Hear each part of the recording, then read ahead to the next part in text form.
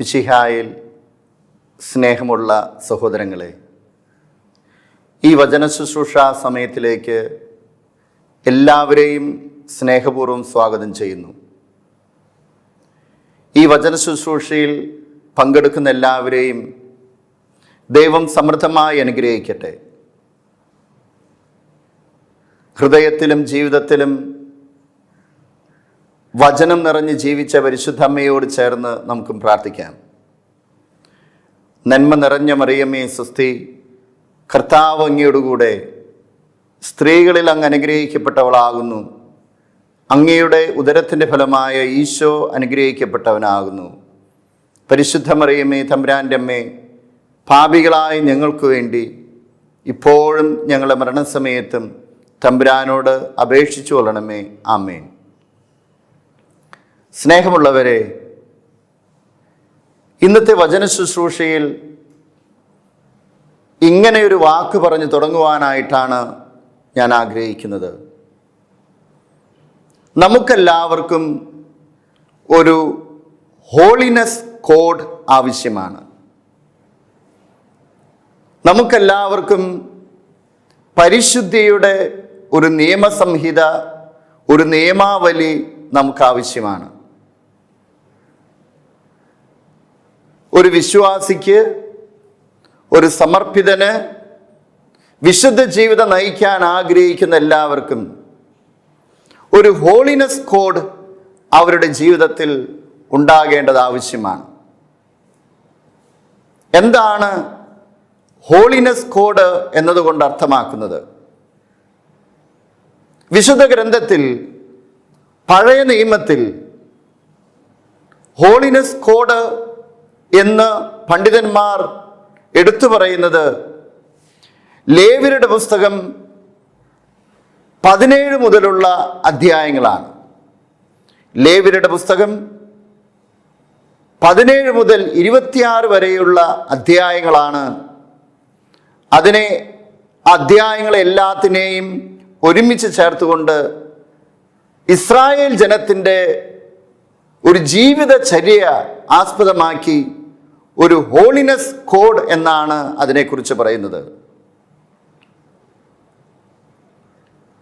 നമ്മുടെ ഓരോരുത്തരുടെയും ജീവിതത്തിൽ നമ്മുടെ ജീവിതചര്യയെ ആസ്പദമാക്കി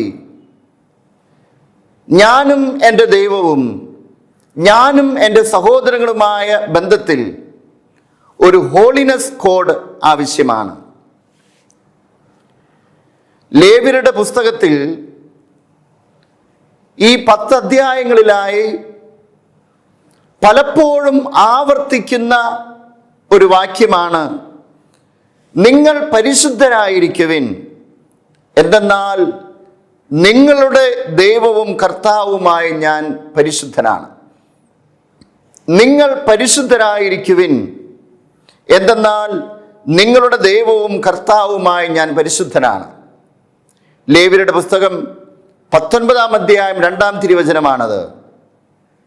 ആവർത്തിച്ച് ആവർത്തിച്ച് ഉപയോഗിക്കുന്ന ഒരു വാക്കാണ് പരിശുദ്ധി, കാദോഷ്. വിശുദ്ധമായ കാര്യങ്ങളെക്കുറിച്ച്, വിശുദ്ധമായ ജീവിത സാഹചര്യങ്ങളെക്കുറിച്ച് ഒരു ഇസ്രായേൽക്കാരൻ്റെ, അതിനേക്കാൾ ഉപരി നമ്മെ സംബന്ധിച്ചാണെങ്കിൽ ഒരു വിശ്വാസിയുടെ ജീവിതത്തിൽ ഉണ്ടാകേണ്ടിയിരിക്കുന്ന, അവൻ അനുവർത്തിക്കേണ്ട ജീവിത ക്രമങ്ങളെക്കുറിച്ചാണ് ഈ 10 അധ്യായങ്ങളിലായി തിരുവചനത്തിലൂടെ നമുക്ക് മനസ്സിലാക്കാനായിട്ട് സാധിക്കുന്നത്. ചുരുങ്ങിയത് ഈ 10 അധ്യായങ്ങളിൽ ആവർത്തിച്ച് ആവർത്തിച്ച് ഉപയോഗിക്കുന്ന ഒരു വാക്കാണ് കാദോഷ്. വിശുദ്ധി എന്നാണ് അതിൻ്റെ അർത്ഥം. ഒരു 47 പ്രാവശ്യമെങ്കിലും ഞാനാണ് നിങ്ങളുടെ ദൈവമായ കർത്താവ് എന്ന് ആവർത്തിക്കുന്നതായി നമുക്ക് കാണാനായിട്ട് സാധിക്കും. ലേവ്യരുടെ പുസ്തകത്തിലെ മറ്റ് അധ്യായങ്ങളിൽ നിന്ന് വ്യത്യസ്തമായി 17 അധ്യായം മുതൽ 26 അധ്യായം ഉൾപ്പെടെയുള്ള ഭാഗങ്ങളിൽ ഞാനാണ് നിങ്ങളുടെ ദൈവമായ കർത്താവ് എന്ന് ആവർത്തിച്ച് ഒരു നിയമസംഹിത തന്നുകൊണ്ട് ദൈവമായ കർത്താവ് ആവർത്തിച്ചുപയോഗിക്കുന്നതായിട്ട് നമുക്ക് കാണാനായിട്ട് സാധിക്കും. ഇതിനെ ചുവട് പിടിച്ചുകൊണ്ട് മത്തായിയുടെ സുവിശേഷം 5-ാം അധ്യായത്തിൽ ഈശോയും നമ്മെ ഓർമ്മിപ്പിക്കുന്നത് ഇപ്രകാരമാണ്: നിങ്ങളുടെ സ്വർഗസ്ഥനായ പിതാവ് പരിപൂർണരായിരിക്കുന്നത് പോലെ നിങ്ങളും പരിപൂർണരായിരിക്കുവിൻ. ഒരു വിശുദ്ധിയുടെ ജീവിതം നയിക്കണമെന്ന് യേശുവിൽ വിശ്വസിക്കുന്ന ഒരു വ്യക്തിക്ക് വിശുദ്ധമായൊരു ജീവിതം ഉണ്ടാകണമെന്ന് ഈശോ നിഷ്കർഷിക്കുകയാണ്. നിങ്ങളുടെ സ്വർഗസ്ഥനായ പിതാവ് പരിശുദ്ധനായിരിക്കുന്നത് പോലെ നീയും പരിശുദ്ധിയിലേക്ക് പരിശുദ്ധനായി ജീവിക്കാനാണ് വിളിക്കപ്പെട്ടിരിക്കുന്നത്. അപ്പസ്തോലന്മാരിൽ പ്രമുഖനായിരിക്കുന്ന വിശുദ്ധ പത്രോസ് തൻ്റെ ലേഖനത്തിലൂടെ ഓർമ്മിപ്പിക്കുന്നതും ഇത് തന്നെയാണ്. പത്രോസ് ശ്ലീഹ എഴുതിയ 1-ാം ലേഖനം 1-ാം അധ്യായം 16-ാം തിരുവചനം: ഞാൻ പരിശുദ്ധനായിരിക്കുന്നത് കൊണ്ട് നിങ്ങളും പരിശുദ്ധരായിരിക്കണം. ഞാൻ പരിശുദ്ധനായിരിക്കുന്നത് കൊണ്ട് നിങ്ങളും പരിശുദ്ധിയുള്ളവരായിരിക്കുവിൻ. വിശുദ്ധമായ ഒരു ജീവിതം നയിക്കാൻ, വിശുദ്ധമായ ഒരു കാഴ്ചപ്പാടുണ്ടാകുവാൻ അപ്പസ്തോലന്മാരിൽ പ്രമുഖനായ പത്രോസും നമ്മെ ഓർമ്മിപ്പിക്കുകയാണ്. പ്രത്യേകമായി ഏതെല്ലാം ജീവിത സാഹചര്യങ്ങളിലാണ് പ്രത്യേകിച്ച് ഈ കാദോഷ് അല്ലെങ്കിൽ പരിശുദ്ധി ഉണ്ടാകേണ്ടതെന്ന് ലേവ്യരുടെ പുസ്തകം 17 മുതലുള്ള അധ്യായങ്ങൾ നമ്മെ ഓർമ്മിപ്പിച്ചു തരുന്നുണ്ട്. നമ്മൾ ഉപയോഗിക്കുന്ന ജീവിത സാഹചര്യങ്ങളിൽ, വസ്തുക്കളിൽ വിശുദ്ധമായ രീതിയിൽ ഉപയോഗിക്കുന്ന വസ്തുക്കളാണ് നിനക്കുണ്ടാകേണ്ടത്. നിങ്ങൾ ഇടപഴകുന്ന വ്യക്തികളുമായി പരിശുദ്ധമായ മനോഭാവത്തോടുകൂടി ഇടപെടണമെന്ന് കാദോഷ് എന്ന വാക്കിൻ്റെ അർത്ഥത്തിൽ നമുക്ക് മനസ്സിലാക്കാനായിട്ട് സാധിക്കും. ഒരു പുരോഹിതൻ പരിശുദ്ധിയുള്ളവനായിരിക്കണമെന്ന് ഈ തിരുവചന ഭാഗം നമ്മെ ഓർമ്മിപ്പിച്ചു തരുന്നുണ്ട്. സാബത്ത് ദിവസം പരിശുദ്ധമായി ആചരിക്കണമെന്ന് ദൈവം ഓർമ്മിപ്പിച്ചു തരുന്നുണ്ട്. ദൈവം പരിശുദ്ധനായിരിക്കുന്നത് പോലെ, സ്വർഗീയ വൃന്ദങ്ങൾ പരിശുദ്ധരായിരിക്കുന്നത് പോലെ നമ്മളും പരിശുദ്ധിയുള്ളവരായിരിക്കണമെന്ന് പ്രത്യേകമായി കാദോഷ്, പരിശുദ്ധിയായി ജീവിക്കേണ്ടതിൻ്റെ ആവശ്യകത നമ്മെ ഓർമ്മിപ്പിക്കുന്നുണ്ട്. കുറെ കൂടി ആഴമായി പരിശോധിച്ചറിഞ്ഞാൽ ഈ ഹോളിനെസ് കോഡിൽ നമുക്ക് മനസ്സിലാക്കാൻ സാധിക്കും. ഓരോ അധ്യായങ്ങളും 17 മുതൽ 26 വരെയുള്ള അധ്യായങ്ങളിൽ ഓരോ അധ്യായങ്ങളും ഒരു മനുഷ്യൻ്റെ, ഒരു വ്യക്തിയുടെ സമസ്ത മേഖലകളെയും സ്പർശിക്കുന്ന ഭാഗങ്ങളായിട്ടാണ് ചിത്രീകരിച്ചിരിക്കുന്നത്. ഒരു വ്യക്തി ദൈവവുമായി ഐക്യത്തിൽ കഴിയണമെങ്കിൽ ഈ നിയമങ്ങളിലൂടെ, ഈ ഹോളിനെസ് കോഡിലൂടെ കടന്നു പോകണമെന്ന് തിരുവചനം നമ്മെ ഓർമ്മിപ്പിച്ചു തരുന്നുണ്ട്. എന്താണ് ഓരോ അധ്യായങ്ങളിലും പ്രത്യേകമായിട്ട് പറയുന്നത്? 17-ാം അധ്യായം പ്രത്യേകമായിട്ട് പറയുന്നത് രക്തത്തിൻ്റെ പവിത്രതയെക്കുറിച്ചാണ്. 17-ാം അധ്യായത്തിൽ നമ്മൾ വായിക്കുന്നത്, 17-ാം അധ്യായം 14-ാം തിരുവചനം വായിക്കുന്നത് ഇപ്രകാരമാണ്: എന്തെന്നാൽ എല്ലാ ജീവികളുടെയും ജീവൻ അവിടെ രക്തത്തിലാണ്. ജീവജാലങ്ങളെക്കുറിച്ച്, അതിൻ്റെ പവിത്രതയെക്കുറിച്ച് 17-ാം അധ്യായം നമ്മെ ഓർമ്മപ്പെടുത്തി തരുന്നു.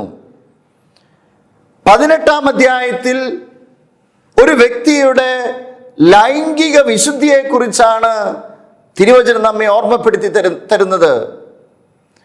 നിന്റെ ജീവിതത്തിൽ ലൈംഗിക പരിശുദ്ധി കാത്തു സൂക്ഷിക്കേണ്ടത് എങ്ങനെയെന്ന് തിരുവചനം നമ്മെ ഓർമ്മപ്പെടുത്തി തരികയാണ്.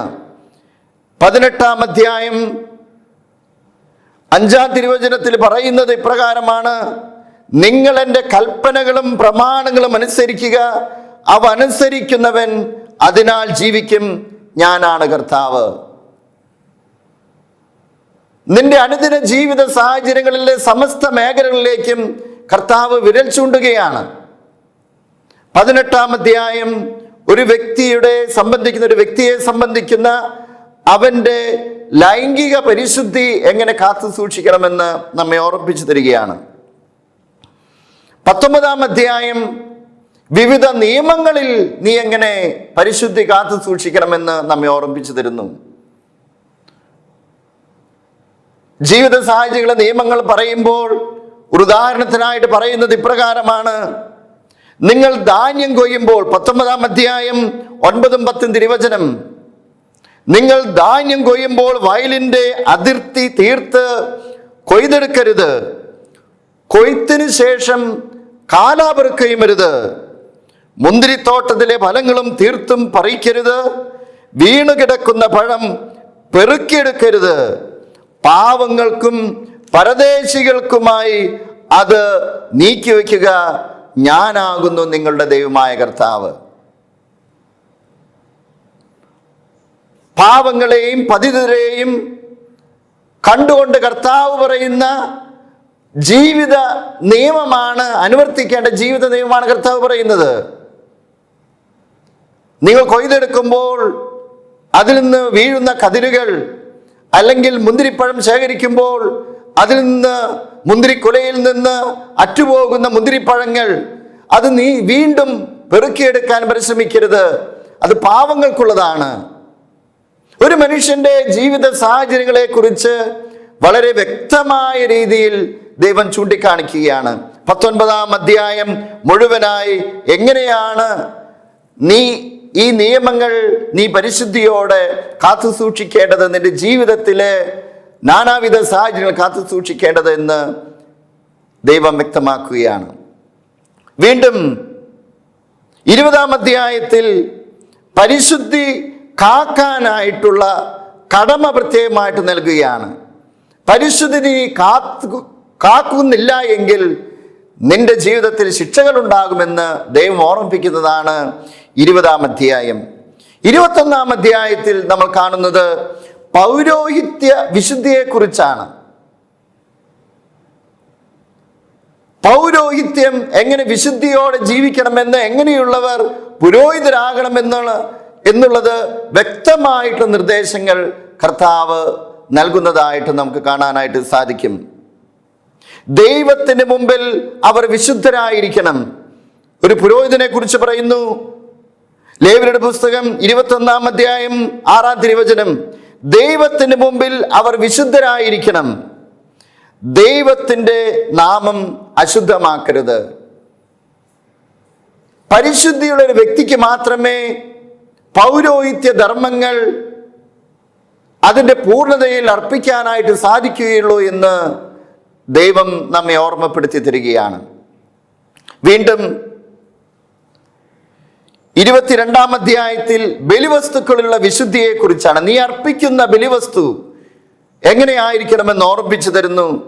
23-ാം അധ്യായത്തിൽ നീ ആഘോഷിക്കേണ്ട തിരുനാളുകൾ, ഉത്സവങ്ങൾ എങ്ങനെ പരിശുദ്ധിയോടെ ആചരിക്കണമെന്ന് ഓർമ്മിപ്പിച്ചു തരുന്നു. 24-ാം അധ്യായത്തിൽ നീ ദേവാലയത്തിൽ ഉപയോഗിക്കുന്ന വസ്തുക്കൾ എങ്ങനെ പരിശുദ്ധമായി കാത്തു സൂക്ഷിക്കണമെന്ന് ഓർമ്മിപ്പിച്ചു തരുന്നു. 25-ാം അധ്യായത്തിൽ സാബത്ത് എങ്ങനെ പരിശുദ്ധമായി ആചരിക്കണം, ജൂബിലി വർഷം എങ്ങനെ പരിശുദ്ധമായി ആചരിക്കണം. പലപ്പോഴും സന്യസ്തരും സമർപ്പിതരും പുരോഹിതരും അല്ലെങ്കിൽ വിവാഹത്തിൻ്റെതായ ജൂബിലികൾ നമ്മൾ ആഘോഷിക്കാറുണ്ട്. അതെങ്ങനെ പരിശുദ്ധിയുടെ അടിസ്ഥാനത്തിലാണ് അത് ആഘോഷിക്കേണ്ടതെന്ന് ഈ തിരുവചന ഭാഗം നമ്മെ ഓർമ്മിപ്പിച്ചു തരുന്നുണ്ട്. വീണ്ടും 26-ാം അധ്യായത്തിൽ അവസാനത്തെ അധ്യായത്തിലായിട്ട് പറയുന്നത്, നിന്റെ ജീവിതം ഇത് രീതിയിൽ പോവുകയാണെങ്കിൽ നിനക്ക് അനുഗ്രഹങ്ങൾ ഉണ്ടാകും, വിശുദ്ധമായ ജീവിതം നയിക്കാൻ ദൈവം നിന്നോട് കൂടെയുണ്ടാകും എന്നുള്ള ഓർമ്മപ്പെടുത്തലാണ് 26-ാം അധ്യായത്തിൽ പറയുന്നത്. നിന്റെ ദൈവമായ കർത്താവ് ഞാനാണ് എന്ന് പറഞ്ഞുകൊണ്ട് 26-ാം അധ്യായം 38-ാം തിരുവചനത്തിൽ നമുക്ക് കാണാനായിട്ട് സാധിക്കും. വീണ്ടും പരിശുദ്ധിയെക്കുറിച്ചുള്ള ഓർമ്മപ്പെടുത്തലുകളാണ് ഈ അധ്യായങ്ങളിൽ മുഴുവൻ കാണാനായിട്ട് സാധിക്കുക. ഇസ്രായേൽ ജനത്തിന് അവരുടെ സമസ്ത ജീവിത മേഖലകളിലും ഒരു ഹോളിനെസ് കോഡ് ഉണ്ടായിരിക്കണമെന്ന് ദൈവം ഓർമ്മിപ്പിക്കുകയാണ്. ഒരു വിശുദ്ധിയുടെ പരിശുദ്ധിയുടെ നിയമസംഹിത, നിയമാവലി ഓരോ ഇസ്രായേൽക്കാരനും ഉണ്ടായിരിക്കണം. ഈ തിരുവചനങ്ങൾ കടന്നുപോയപ്പോൾ എൻ്റെ മനസ്സിൽ ഉയർന്നു വന്നത്, നമ്മുടെ വ്യക്തിപരമായ ജീവിതത്തിലും നമുക്ക് ഓരോരുത്തർക്കും ഒരു പരിശുദ്ധിയുടെ നിയമസംഹിത കാത്തു സൂക്ഷിക്കാനായിട്ടുണ്ടാകണം. വിശുദ്ധിയുടെ നിയമാവലി കാത്തു സൂക്ഷിക്കാനായിട്ടുണ്ടായിരിക്കണം. ചില വിശുദ്ധരുടെ ജീവചരിത്രങ്ങൾ എടുത്ത് പരിശോധിച്ച് നോക്കുമ്പോൾ അവർ അവരുടെ ജീവിതത്തിൽ പരിശുദ്ധിയുടെ ഒരു കോഡ് അവരുടെ ജീവിതത്തെ മുഴുവനായിട്ട് നയിച്ചിരിക്കുന്നതായിട്ട് കാണാനായിട്ട് സാധിക്കും. വിശുദ്ധ ചാവറ പിതാവിൻ്റെ ആപ്തവാക്യമായിട്ട് ഉപയോഗിക്കുന്ന പദം ഇപ്രകാരമാണ്: ദൈവേഷ്ടം അത് നടക്കും, അത് നടത്തും. ദൈവേഷ്ടം അത് നടക്കും, അത് നടത്തും. ഇത് ദൈവത്തിന്റെ തിരുമനസ്സാണ് എങ്കിൽ അത് നടക്കുക തന്നെ ചെയ്യും, അത് നടത്തുക തന്നെ ചെയ്യും. വിശുദ്ധ ചാവറ പിതാവിനെ സംബന്ധിച്ച് അദ്ദേഹത്തിന്റെ ജീവിതത്തിന്റെ ഹോളിനെസ് കോഡ് എന്ന് പറയുന്നത് ഈ ആപ്തവാക്യമാണെന്നാണ് ഞാൻ വിശ്വസിക്കുന്നത്. ദൈവേഷ്ടം അത് നടക്കും, അത് നടത്തും. ഓരോ വിശുദ്ധരുടെ ജീവിതങ്ങൾ പരിശോധിച്ച് നോക്കുമ്പോൾ അവരുടെ ജീവിതത്തിൽ ഒരു ഹോളിനെസ് കോഡ് അവരുടെ ജീവിതത്തിന്റെ ആകെത്തുകയെ നിയന്ത്രിച്ചിരിക്കുന്നതായിട്ട് നമുക്ക് കാണാനായിട്ട് സാധിക്കും. വിശുദ്ധ ചാവറ പിതാവിന്റെ ജീവിതത്തിലെ പല ജീവിത സാഹചര്യങ്ങളിലും ദൈവേഷ്ടം അത് നടക്കും, നടത്തും എന്നുള്ള സാഹചര്യങ്ങൾ അനവധി ഉണ്ടായിട്ടുണ്ട്. റോക്കോ ശീഷ്മ വന്ന സാഹചര്യത്തിൽ ദൈവേഷ്ടമനുസരിച്ചാണ് വിശുദ്ധ ചാവറ പിതാവ് മുന്നോട്ട് നീങ്ങിയത്. എങ്ങനെയാണ് കന്യാസ്ത്രീകൾക്കുള്ള ആദ്യ മഠം ആരംഭിച്ചത്? ആ സാഹചര്യത്തിൽ പോലും അത് തുടങ്ങുവാനുള്ള സാമ്പത്തികമായ സ്ഥിതി ഉണ്ടാകാതിരുന്ന സാഹചര്യത്തിൽ ദൈവത്തിൽ ആശ്രയിച്ചുകൊണ്ട് ഈ ഹോളിനെസ് കോഡ് ഹൃദയത്തിൽ സ്വീകരിച്ചുകൊണ്ടാണ് വിശുദ്ധ ചാവറ പിതാവ് മുന്നോട്ട് പോയത്. അത് ദൈവേഷ്ടമാണെങ്കിൽ അത് നടക്കും, അത് നടത്തുക തന്നെ ചെയ്യും. അങ്ങനെയാണ് CMC കന്യാസ്ത്രീ മഠം രൂപം കൊള്ളുന്നത്. സ്ത്രീകൾക്കായിട്ടുള്ള ചാവറ പിതാവിൻ്റെ എല്ലാ വിധത്തിലുള്ള ജീവിത സാഹചര്യങ്ങളിലേക്കും ആപ്തവാക്യമായിട്ട് നിൽക്കുന്നത് ഈ ഹോളിനെസ് കോഡാണ്. അതുകൊണ്ടാണ് ഞാൻ പറഞ്ഞത്, ഓരോ വിശുദ്ധരുടെ ജീവിതത്തിലും ഈ ഹോളിനെസ് കോഡ് അവരുടെ ജീവിതത്തിന്റെ ആകെത്തുകയെ നിയന്ത്രിച്ചിരിക്കുന്നതായിട്ട് നമുക്ക് കാണാനായിട്ട് സാധിക്കും. വിശുദ്ധ ചാവറ പിതാവിൻ്റെ വിശുദ്ധ മാർഗത്തെ പിന്തുടർന്നുകൊണ്ട് ദൈവദാസനായി തിരിഞ്ഞിരിക്കുന്ന CMI സഭയിലെ ദൈവദാസനാണ് ഫാദർ കനീസിയൂസ് തെക്കേക്കര. അദ്ദേഹത്തിന്റെ ജീവിതത്തിലും ഈ ഒരു ആപ്തവാക്യമുണ്ട്: ദൈവേഷ്ടം അതുമാത്രം, അത് മുഴുവൻ. തൻ്റെ മാതാപിതാക്കളിൽ നിന്ന് സ്വാംശീകരിച്ച ഈ ആപ്തവാക്യമാണ് അദ്ദേഹം ജീവിതത്തിലുടനീളം കൊണ്ടു നടന്നിട്ടുള്ളത്. എല്ലാറ്റിൻ്റെയും അടിസ്ഥാനം ഉണ്ടാകേണ്ടത് അത് ദൈവേഷ്ടമാണെങ്കിൽ അത് മാത്രമാണ് ഞാൻ ഉൾക്കൊള്ളുക, അത് മുഴുവനായി. ദേവദാസൻ കനീസിയൂസിന് ഉപയോഗിക്കുന്ന ഒരു വാക്കാണ് പരമാവധി. അതിൻ്റെ ഹൈയസ്റ്റ് ലിമിറ്റ്. ഒരു കാര്യം ഏൽപ്പിക്കുകയാണെങ്കിൽ അതിൻ്റെ ഹൈയസ്റ്റ് ലിമിറ്റ്. CMI സഭയിലെ ഉന്നതമായ അധികാര ശ്രേണികളിലും ശുശ്രൂഷകളിലും വ്യാപരിച്ചിട്ടുള്ള വ്യക്തിയാണ് ദേവദാസനായ കനീസിയൂസ് അച്ഛൻ. അതിൻ്റെ ഹൈയസ്റ്റ് ലിമിറ്റ് എത്രമാത്രം പൂർത്തിയാക്കാമോ, തനിക്ക് അറിയാവുന്നതും തൻ്റെ കഴിവിനനുസരിച്ചുള്ളതെല്ലാം പൂർത്തിയാക്കിയ വ്യക്തിത്വമാണ് ദേവദാസൻ കനീസിയൂസ് അച്ഛൻ. ദൈവേഷ്ടം അതുമാത്രം, അത് മുഴുവൻ. വിശുദ്ധ ഡൊമിനിക് സാവിയോ അദ്ദേഹത്തിന്റെ ഹോളിനെസ് കോഡ് ഇങ്ങനെ ചുരുക്കി പറയാവുന്നതാണ്: പാപത്തേക്കാൾ മരണം. അതനുസരിച്ചാണ് ആ കൊച്ചു വിശുദ്ധൻ മുന്നോട്ട് നീങ്ങിയിരുന്നത്. വിശുദ്ധ അമ്മ ത്രേസ്യ പറയുന്നു, ഒന്നുകിൽ സഹിക്കുക അല്ലെങ്കിൽ മരിക്കുക. ഞാൻ തിരുസഭയുടെ പുത്രിയാണെന്ന് സന്തോഷത്തോടെ പറയുമ്പോൾ ഒന്നുകിൽ സഹിക്കുക അല്ലെങ്കിൽ മരിക്കുക. കർത്താവിന് വേണ്ടി സ്വന്തം ജീവിതം അർപ്പിച്ച് ഒരു ഹോളിനെസ് കോഡിലൂടെ മുന്നോട്ട് നീങ്ങിയ വ്യക്തിയായി വിശുദ്ധ അമ്മ ത്രേസ്യയെ നമുക്ക് കാണാനായിട്ട് സാധിക്കും. വിശുദ്ധ ഇഗ്നേഷ്യസ് ലയോള എല്ലാം ചെയ്യുന്നത് ദൈവത്തിന്റെ ഉപരിമഹത്വത്തിന്, AMDG, അത് മയോരം ദേ ഗ്ലോറിയാം. For the greater glory of God. എല്ലാം ദൈവത്തിന്റെ ഉപരിമഹത്വത്തിന്, എന്ത് ചെറുതും വലുതുമായ എല്ലാ കാര്യങ്ങളും ചെയ്യുന്നത് ദൈവത്തിന്റെ ഉപരിമഹത്വത്തിനായി ചെയ്യുന്ന വിശുദ്ധ ഇഗ്നേഷ്യസിനെ നമുക്ക് കണ്ടുമുട്ടാനായിട്ട് സാധിക്കും. വിശുദ്ധ ജോൺ പോൾ രണ്ടാമൻ മാർപ്പാപ്പ, അദ്ദേഹത്തിന്റെ ആപ്തവാക്യമായിട്ട് നമുക്ക് കാണാനായിട്ട് സാധിക്കുക തോത്തുസ് തുവുസ്, എല്ലാം നിന്റേത്, എല്ലാം നിന്റേത്. അതിനെ കേന്ദ്രീകരിച്ചുകൊണ്ടാണ് അദ്ദേഹത്തിന്റെ ജീവിതം പരിശുദ്ധമായി പൂർത്തിയാക്കാനായിട്ട് അദ്ദേഹത്തിന് സാധിച്ചത്. ഫ്രാൻസിസ് അസീസി അദ്ദേഹം പറയുന്നത്, എൻ്റെ ദൈവമേ, എൻ്റെ സർവസ്വമേ, സർവ സൃഷ്ടിജാലങ്ങളിലും എല്ലാ മനുഷ്യരിലും ദൈവത്തെ കാണുവാനുള്ള മനോഹരമായുള്ള ഒരു കാഴ്ചപ്പാട്. വിശുദ്ധ ബെനഡിക്റ്റിന്റെ കാഴ്ചപ്പാട് ഇപ്രകാരമാണ്: പ്രാർത്ഥനയും അധ്വാനവും, ഓരായത്ത് ലബോര, പ്രയർ ആൻഡ് വർക്ക്. അതാണ് അദ്ദേഹത്തിന്റെ ജീവിതത്തിന്റെ ഒരു ഹോളിനെസ് കോഡായി അദ്ദേഹം സ്വീകരിച്ചിരിക്കുന്നത്. വിശുദ്ധ ഡൊമിനിക് അദ്ദേഹത്തിന്റെ ജീവിത സംക്ഷേപമായി ചുരുക്കമായി പറയാവുന്ന ഇപ്രകാരമാണ്: to pray, to bless and to preach. പ്രാർത്ഥിക്കുക, അനുഗ്രഹിക്കുക, പ്രഘോഷിക്കുക.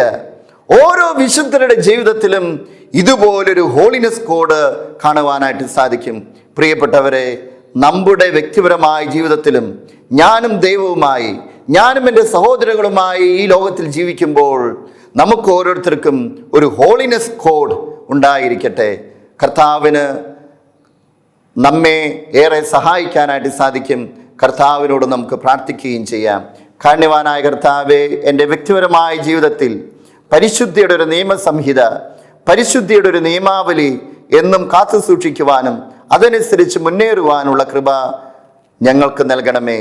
നിത്യം പിതാവും പുത്രനും പരിശുദ്ധാത്മാവുമായ സർവേശ്വര എന്നേക്കും ആമേൻ.